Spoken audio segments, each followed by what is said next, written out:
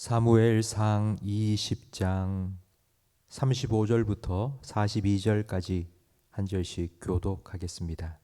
아침에 요나단이 작은 아이를 데리고 다윗과 정한 시간에 들로 나가서 아이에게 이르되 달려가서 내가 쏘는 화살을 찾으라 하고, 아이가 달려갈 때에 요나단이 화살을 그의 위로 지나치게 쏘니라. 아이가 요나단이 쏜 화살 있는 곳에 이를 즈음에 요나단이 아이 뒤에서 외쳐 이르되 화살이 내 앞쪽에 있지 아니하냐 하고, 요나단이 아이 뒤에서 또 외치되 지체 말고 빨리 다름질하라 하매 요나단의 아이가 화살을 주워 가지고 주인에게로 돌아왔으나 그 아이는 아무것도 알지 못하고 요나단과 다윗만 그 일을 알았더라.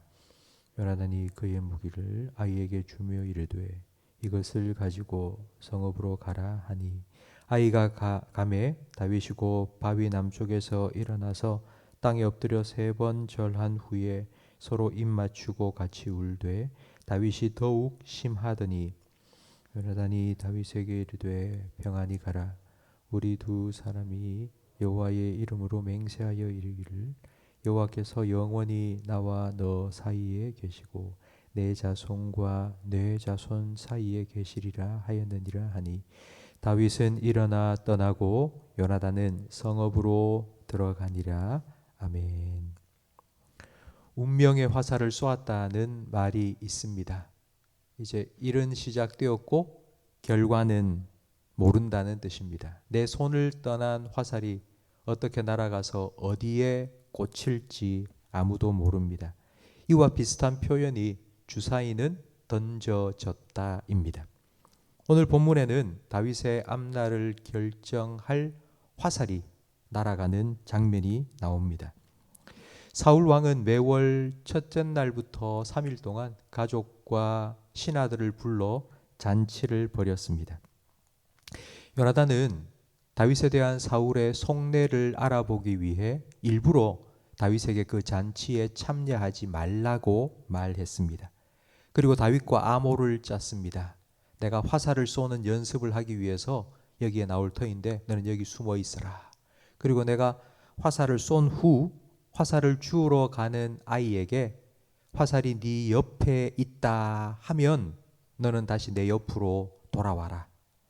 만약 내가 그 아이에게 화살이 네 앞에 있다, 저 멀리 날아갔다 하면 너는 멀리 도망쳐라. 아버지가 너를 죽이려고 결심했기 때문이다 라고 암호를 짰습니다. 잔치 첫째 날 다윗이 보이지 않았습니다.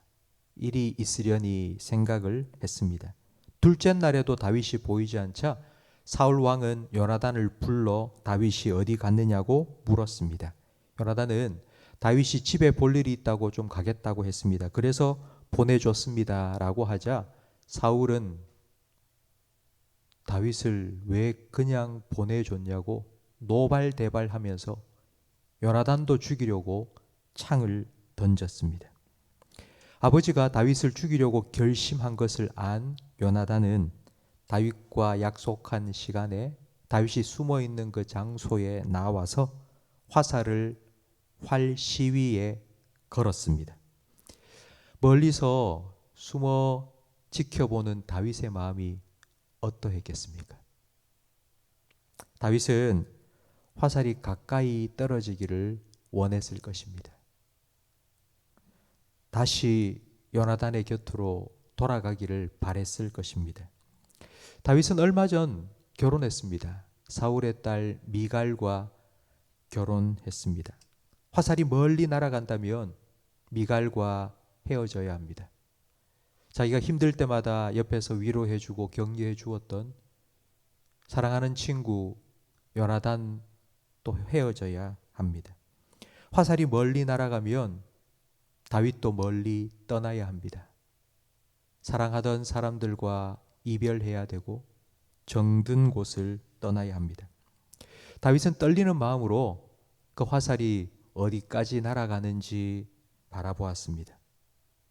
그런데 자기가 바라던 것과는 달리 화살이 너무너무 멀리 날아가 버렸습니다. 뒤이어 요나단이 외치는 소리가 들립니다. 화살이 네 앞에 있다. 훨씬 더 앞으로 멀리 날아갔다. 요나단의 이 외침은 다윗에게 왕궁을 떠나라는 하나님의 말씀이었습니다.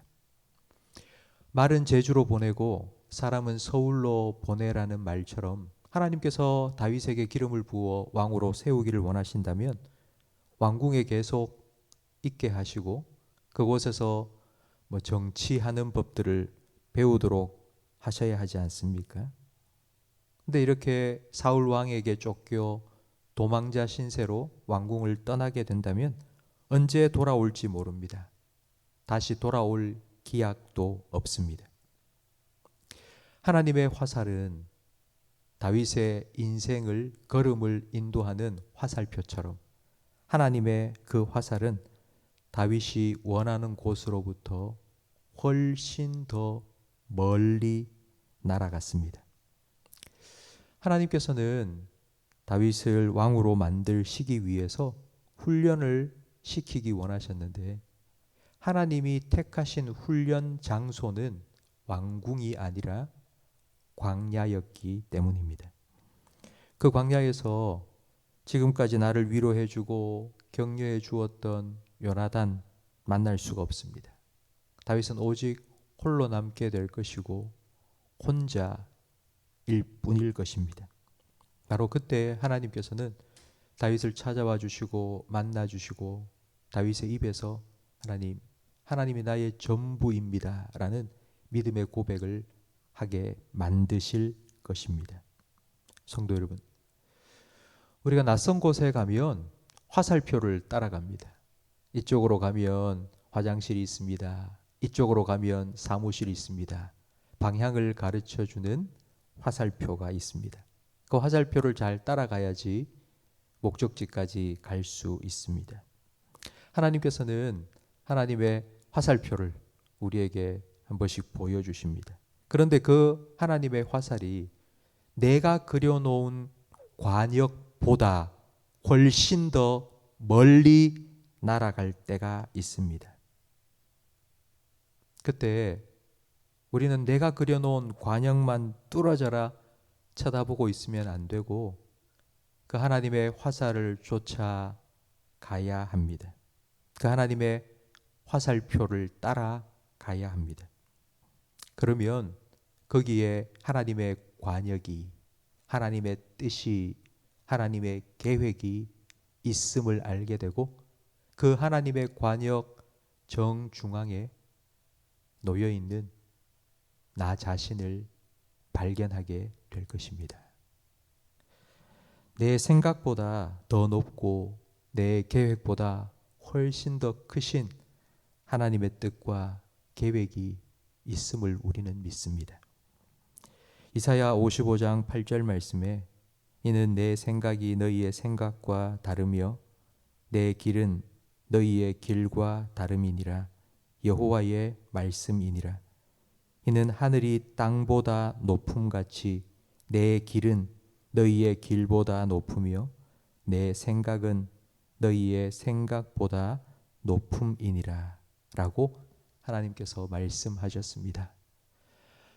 하나님의 뜻이 여러분의 계획보다 더 크고 높다는 것을 여러분 믿으시기 바랍니다. 그 하나님을 신뢰하시기 바랍니다. 그 하나님의 인도하심을 따라가시기 바랍니다. 그리고 하나님을 기대하시기 바랍니다. 하나님의 관역 한 복판에 서 있는 나 자신, 하나님께서 그렇게 인도해 주실 것입니다. 화살이 활 시위를 떠났습니다. 우리가 어머니의 뱃속에서 태어나는 그 순간 우리는 날아가는 화살처럼 어디론가를 향하여 날아갑니다. 바람이 불면 화살이 휘청휘청 날릴 때도 있습니다. 그러나 하나님께서는 우리가 생각하는 것보다 훨씬 더 멀리 우리 인생의 화살을 날아가게 하실 것입니다. 그리고 하나님의 관역 정중앙에 우리를 꽂아 놓으실 것입니다. 그 하나님을 기대하시고 하나님을 신뢰하시며 오늘도 믿음으로 한 걸음 한 걸음 살아가시기를 주님의 이름으로 축원합니다. 기도하겠습니다. 하나님 아버지, 쏜 화살과 같이 날아가는 우리의 인생, 어떻게 날아가고 어디에 꽂힐지 우리는 알 수 없습니다.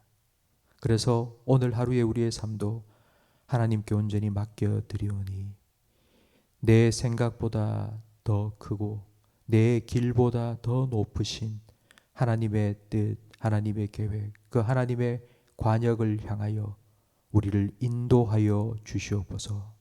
때로는 우리가 그려놓은 관역에 그 하나님의 화살표가 꽂히지 않는다 할지라도 실망하고 낙심하지 말게 하시고 하나님을 신뢰하며 더 좋으신 하나님의 뜻이 있음을 기대하며 하나님의 인도하심을 구하며 묵묵히 오늘도 내일도 걸어갈 수 있는 믿음을 저희들에게 허락하여 주시옵소서. 마침내 우리가 하나님의 관역 정중앙에 서 있음을 깨닫게 하시고 나의 갈 길 다 가도록 주님께서 이렇게 내 삶을 인도해 주셨다고 하나님 아버지 앞에서 기쁨으로 찬양할 수 있는 우리의 인생이 되게 해 주시옵소서. 예수님 이름으로 기도합니다. 아멘.